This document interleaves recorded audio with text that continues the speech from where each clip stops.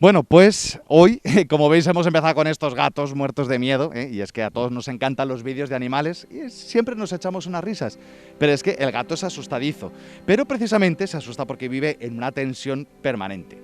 Hoy, como veis, hemos cambiado de lugar, estamos delante de la iglesia de San Dionisio, en Jerez de la Frontera, una de las iglesias más antiguas de esta ciudad, y ahora cuando entremos vais a ver que además es una de las más bonitas.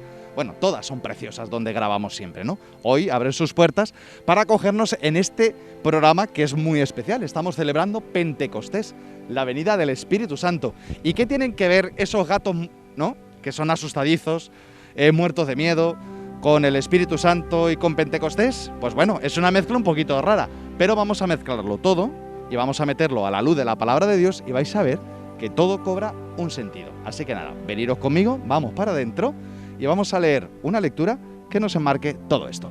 Vamos para adentro.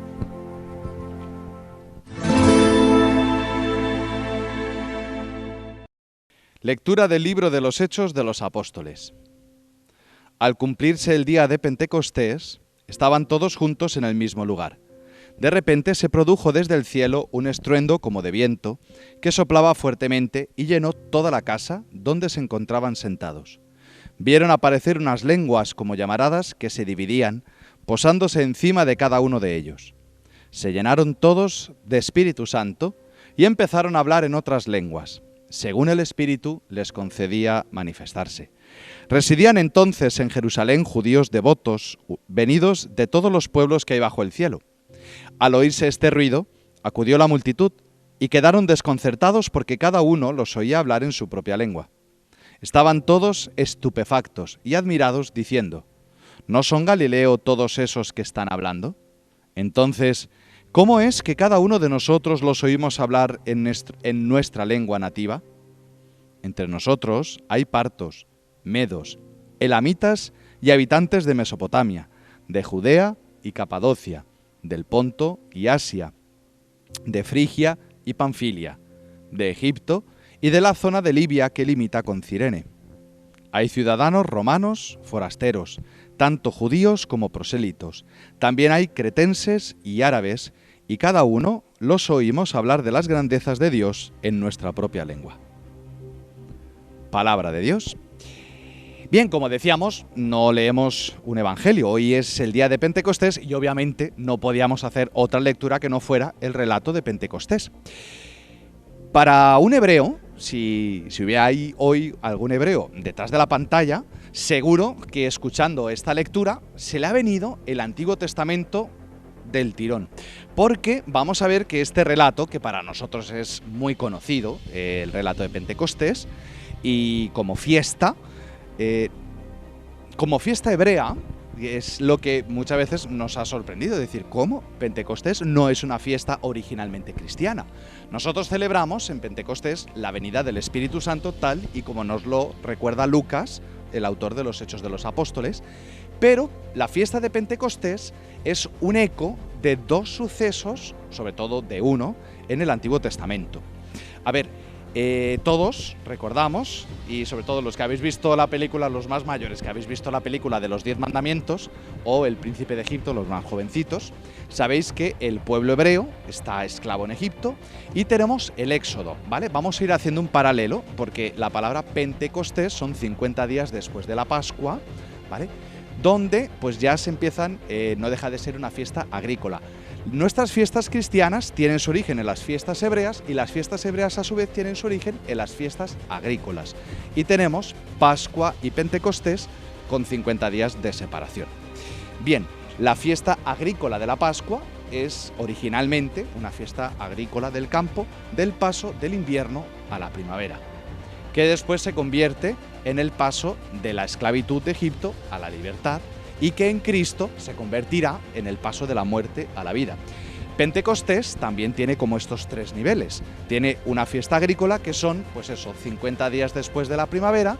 Todos los que tenéis campo de trigo cerca, efectivamente, ya ves que las espigas que estaban verdes, pues ya empiezan a madurar y que según el año ya se puede empezar a cosechar, por así decirlo, las primeras espigas. Entonces, ese es el origen agrícola. El origen hebreo, que sucede 50 días después del Éxodo, la alianza en el Sinaí, las tablas de la ley, y 50 días después de la Pascua de Cristo, lo que tenemos es la venida del Espíritu Santo. Vámonos a la fiesta hebrea de Pentecostés.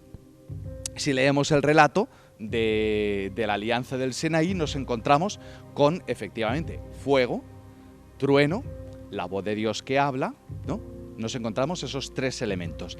Y no es casualidad, y mucho menos no es fortuito, ni tampoco es... no es casualidad que el relato de Pentecostés nos hable de fuego, nos hable de la voz de Dios, ¿no? Y como estruendo, terremoto y removerse, que es lo que sucede justo el día de Pentecostés. Hay una nueva alianza. Si leemos los profetas, dice... vaya por Dios, no me acuerdo cuál de todos, dice que Dios hará una nueva alianza donde ya no sellaré sus mandamientos en piedras o en tablas, sino que las sellaré en los corazones. Y es que precisamente la obra del Espíritu Santo viene a eso. Hemos empezado con un vídeo de gatos muertos de miedo, que se asustan, etcétera, ¿no? Que están ahí como en una tensión que cualquiera que llegue por detrás, que le hace un algo, pues saltan, ¿no? Y bueno, nos reímos de los pobres animalitos, pero es que nosotros vivimos igual. Y así estaban los apóstoles, con las puertas cerradas por miedo a los judíos, hasta que llega el Espíritu Santo y se les quita el miedo, ¿no? Bueno, ya nos vemos otra vez, que es que Antonio se ha ido detrás de la columna y hemos perdido la imagen. Pues efectivamente, el Espíritu Santo sella en el corazón de los apóstoles esta nueva alianza, esta resurrección de Cristo, esta alianza, acordaros también, la alianza del Sinaí, con la alianza de Cristo en su cuerpo y en su sangre, en la Eucaristía, que se, por así decir, se consuma en su muerte y resurrección, esta nueva alianza, por obra del Espíritu Santo se sella en el corazón de los apóstoles y como un nuevo Pentecostés, como un nuevo Sinaí, tenemos este relato que hemos escuchado. ¿Y por qué todos los escuchamos, decían, hablar en nuestras lenguas? Pues muy sencillo, tenemos otro pasaje del Antiguo Testamento. No nos olvidemos que los primeros cristianos provenían del mundo hebreo. Para nosotros la cultura hebrea nos es totalmente desconocida. Pero si hay algún hebreo que lee el relato de Pentecostés, se encuentra, pues efectivamente, con este Sinaí, que lo recordará enseguida, pero luego también nos encontramos con la Torre de Babel, que es esa pretensión, como nos recuerda el libro del Génesis, de hacerse, pues eso, famosos y no dispersarse por ninguna parte de la tierra, ¿vale? Y Dios confunde sus lenguas. Es el pecado el que dispersa a la creación, dispersa a los hombres, los separa a unos de otros, de modo que es el pecado el que nos impide entendernos entre nosotros, ¿no? Eso muchas veces, cuando tú discutes con alguien, dices, es que parece que hablamos otro idioma. Efectivamente, estamos como en Babel. El pecado es el que nos divide, pero resulta que si Cristo, y me voy a la parte cristiana, ¿no? Estamos, no os perdáis, ¿vale? Estamos entre el mundo hebreo y el mundo cristiano. Si en Pentecostés, 50 días después de la Pascua, de la muerte y resurrección de Cristo, el Espíritu Santo sella en nuestros corazones la nueva alianza, el pecado queda destruido y se hace el milagro ¿de qué? De la comunión. Lo que la cruz, el sufrimiento y el pecado ha separado a los apóstoles muertos de miedo, el uno salió corriendo, el otro lo negó, al final Judas terminó suicidándose, pues el milagro del Espíritu Santo es que reúne a los que el pecado ha dispersado y funda la Iglesia. Hoy es el día en que empieza nuestra Iglesia, que no se ha fundado, digamos, como iniciativa humana, sino como obra del Espíritu Santo. Y la prueba está en el libro de los Hechos de los Apóstoles, estamos en el capítulo 2, está como esta bisagra entre toda la obra apostólica de los primeros cristianos. De hecho, los Hechos de los Apóstoles nos mostrará pues toda la predicación de las primeras comunidades, la conversión de San Pablo, y luego tenemos pues las cartas de San Pablo, etcétera. ¿Qué es lo que ha hecho que estos cobardes, porque en el Evangelio los apóstoles aparecen como tal, cobardes, que no entienden, que se pelean entre ellos? ¿Qué ha pasado para que estas personas, como los gatos que hemos visto al principio, muertos de miedo, se conviertan en valientes evangelizadores? Pues muy sencillo, la obra del Espíritu Santo. Bien, hasta aquí os acabo de hacer un resumen, si quieres, pues bueno, del origen de la fiesta de Pentecostés, de sus tres dimensiones: agrícola, bíblica, hebrea y ahora cristiana. Pero lo más importante es que hoy, dentro de cada uno de nosotros, se renueve este espíritu que hemos recibido por el bautismo. Me imagino que la mayoría de los que estáis hoy al otro lado de la pantalla, pues seréis personas, pues posiblemente bautizadas. Ese bautismo nos ha sembrado por el Espíritu Santo el ser hijos de Dios. Pero como todo lo que se siembra, tiene que cultivarse para que crezca. En nuestro canal de YouTube o de Facebook, Vaya Usted con Dios, del que tantas veces os hemos hablado, hemos estado todos estos días previos hablando de los 7 dones del Espíritu Santo. Y podemos ver que el Espíritu Santo nos fortalece en este caminar de nuestra fe con su espíritu de sabiduría, inteligencia, consejo, fortaleza, ciencia, piedad y temor de Dios. Y es lo que necesitamos para nuestro caminar en la fe. Es algo que la Iglesia ha dejado clarísimo siempre.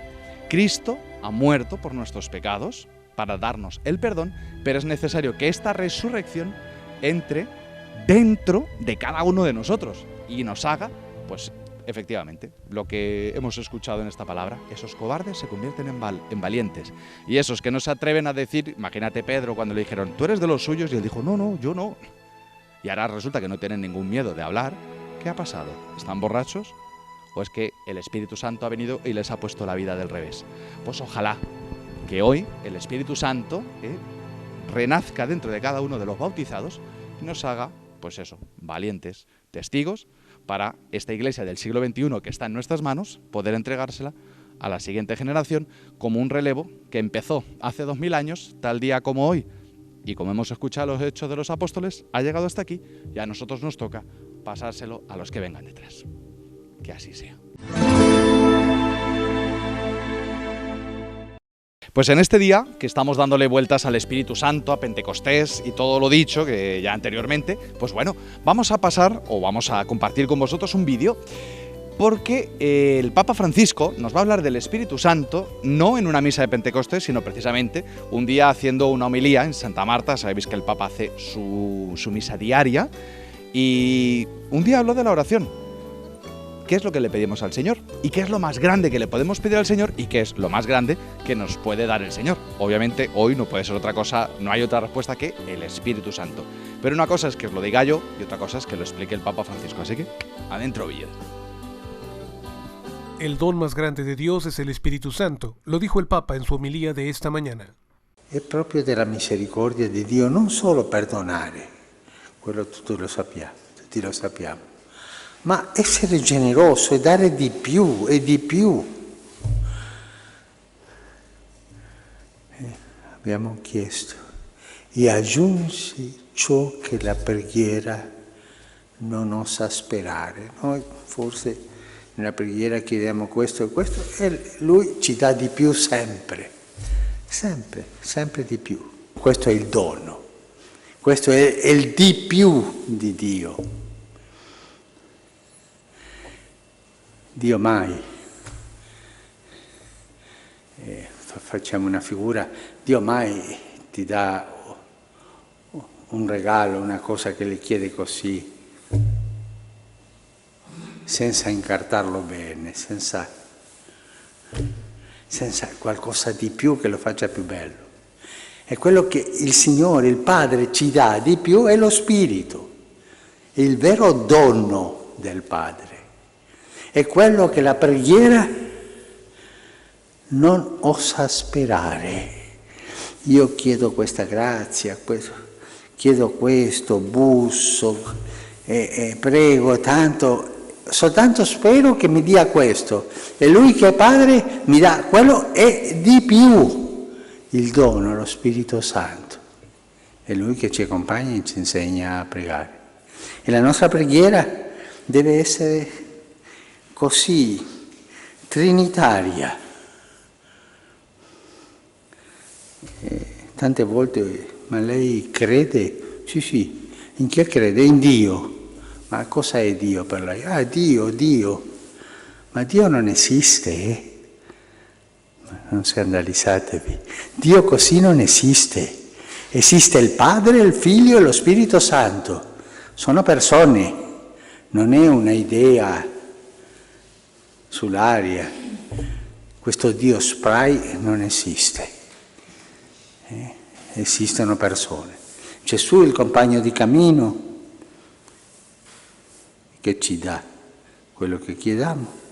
Il Padre, che ha cura di noi e ci ama, e lo Spirito Santo, che il dono è quello di più che dà il Padre, quello che la nostra coscienza non osa sperare.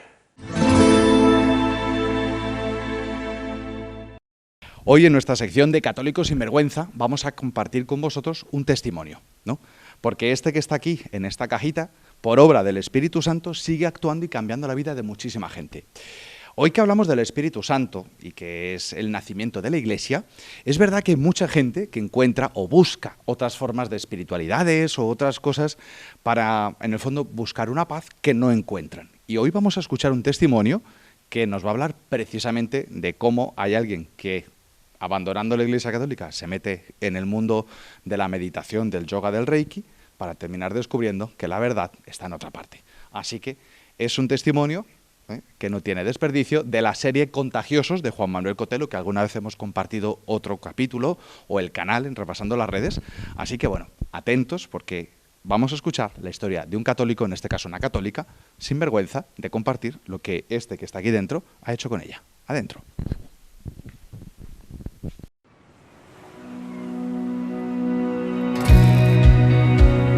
Bueno, me llamo Susana, tengo 50 años, vivo entre Madrid y Javia, me dedico a la moda, soy representante de varias marcas y luego soy diseñadora de bisutería. Mi vida consiste en ir a ver a clientes, en viajar muchos, en conocer a mucha gente y sobre todo crear, que me encanta. También soy una persona que desde pequeña me he hecho muchas preguntas.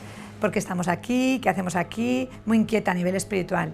He probado de todo, muchos libros de autoayuda, piedras, meditaciones que me hacen ir a una galaxia y a otra.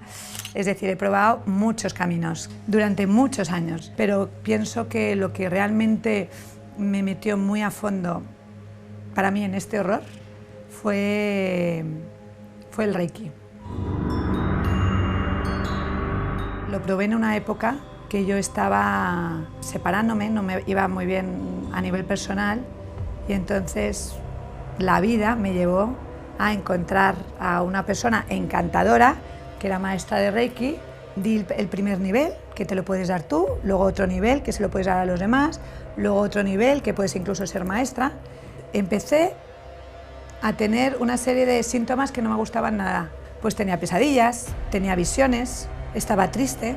Era una sensación como muy de vacío, de que te falta algo y no entiendes qué te pasa.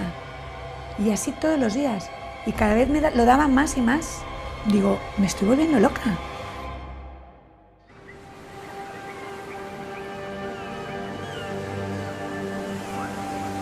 Y de repente un día, en un funeral de una amiga de mi hermana, me encuentro a mi amiga Mer. Es una niña súper bonita, es preciosa, tiene una mirada súper dulce. Yo quería tener su mirada.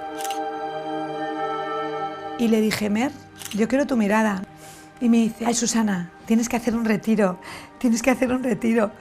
Y digo, mira Mer, yo no soy de retiros, ya he hecho muchos retiros, yo he ido a colegios, he ido uno de monjas, a otro de la obra, y no, a mí eso de rezar tanto, yo llevo mis rezos y mi manera de rezar de otra manera. Y me dice, no, tienes que hacerlo, te voy a llamar y lo vas a hacer.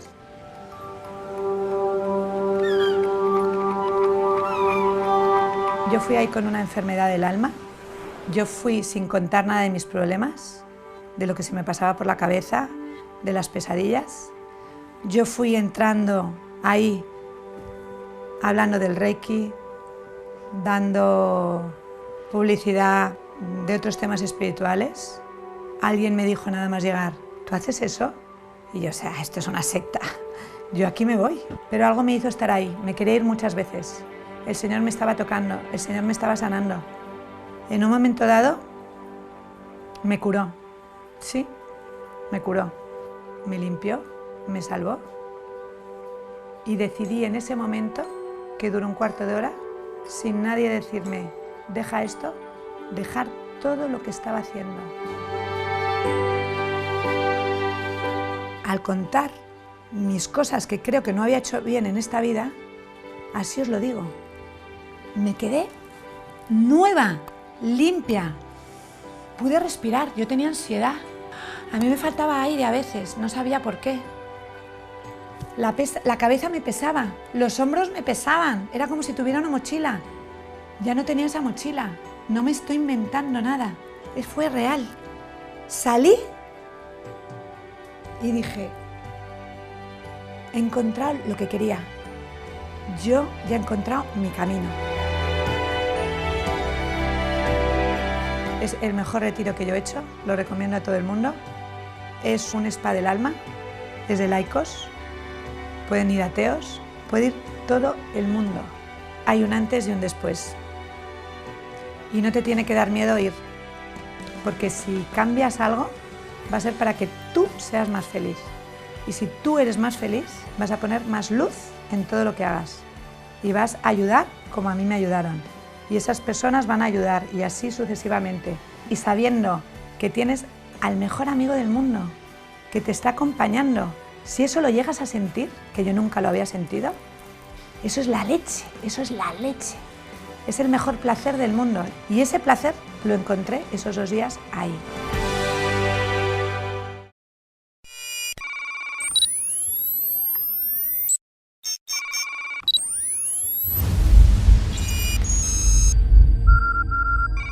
Hoy repasando las redes y siguiendo con la campaña del Por Tantos sobre la ayuda en la declaración de la renta a la Iglesia Católica, vamos a ver un vídeo que nos habla sobre la financiación de la Iglesia, su recorrido histórico, cómo funciona y la transparencia que tiene. Así que, adentro vídeo.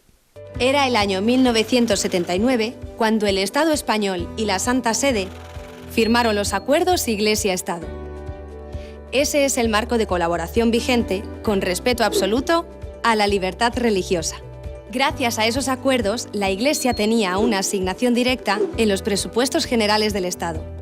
Además, no pagaba el IVA de algunas de sus compras, pero la Iglesia se comprometía a ir caminando hacia un sistema en el que, con la sana e independiente colaboración del Estado, su financiación dependiera de los que valoraran su labor.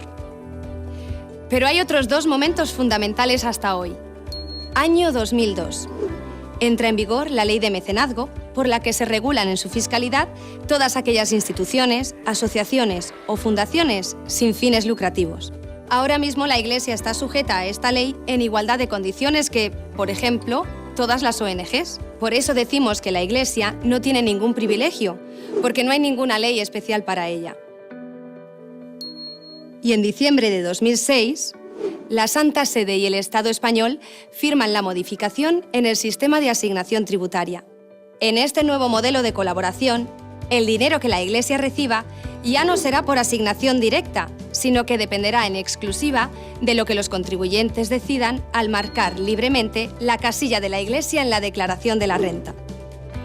Se aumenta la asignación para la Iglesia en el IRPF al 0,7% de la cantidad a pagar y se elimina la exención del IVA.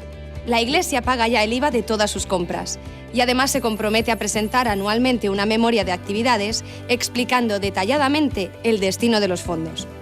A día de hoy, las fuentes de financiación de la Iglesia son aproximadamente el 25% de los ingresos llegan a través de la asignación tributaria, es decir, de lo que libremente los contribuyentes, marcando la X de la casilla de la Iglesia, deciden aportar de sus impuestos, sin que tengan que pagar más o que Hacienda les devuelva menos.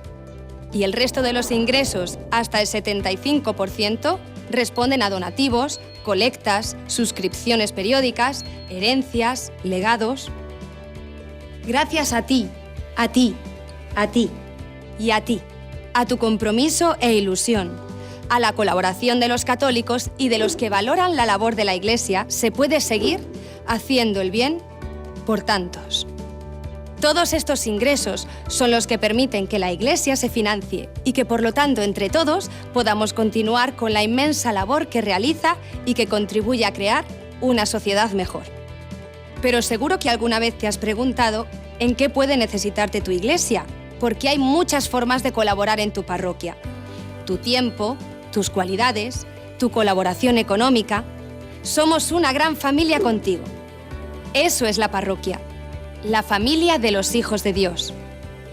Puedes rellenar y enviar a tu parroquia el boletín de suscripción y pensar a qué te puedes comprometer. Un donativo mensual, trimestral o anual. También puedes entrar en donoamiglesia.es y hacer un donativo a tu parroquia, a tu diócesis o incluso a la conferencia episcopal a través de Internet. Como ves, tú decides cómo, cuándo y a quién ayudar. Tienes más información en portantos.es. Bueno, pues hasta aquí nuestro programa de hoy. Vamos a despedirnos por esta semana de la Iglesia de San Dionisio y, como habéis visto, pues el Espíritu Santo es el que nos quita los miedos, nos hace valientes, es el motor de la Iglesia, en fin, es el regalo más grande, como dice el Papa Francisco, que Dios nos puede dar. Así que bueno, se pueden seguir diciendo miles de cosas sobre el Espíritu Santo, pero lo importante es lo que nos quede en claro y que nos ayude en nuestro día a día y sobre todo que nos quite los miedos. Así que nada, hasta aquí por hoy. Sabéis que nos podemos encontrar en la web de 7 Televisión Andalucía o en nuestro canal oficial de Facebook o de YouTube, donde encontraréis además el diario de la palabra de Dios de cada día, que empezamos cuando el confinamiento y que todavía pues seguimos, ¿no? Así que sois vosotros los que decidís cuándo nos vemos, pero siempre será una alegría. Hasta que nos volvamos a ver y vaya usted con Dios.